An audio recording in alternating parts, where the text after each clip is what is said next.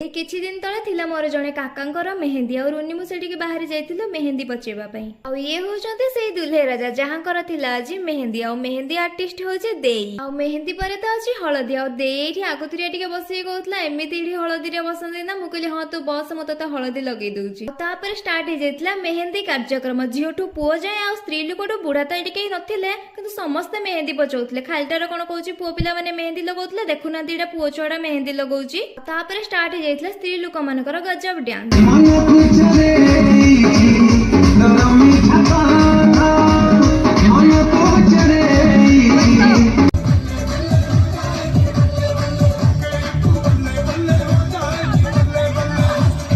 Complete हो जाइथिला मो मेहंदी तापर आसिके पहुंची काकांकर पुतुरा माने सब तांकर चलथिला फोटोशूट आ एपटे चलथिला जोरसोर रे डांस जहाको जो प्रकार आसला से सेही प्रकार डेउथुला। मेहंदी पचेबा चक्कर रे मु बेसी किछि वीडियो बनै पार नथली बस जतिके बनेछि सतिके आपण मानको देखाइ दउछि। और लास्ट देखंतु दुल्हे राजांकर डांस।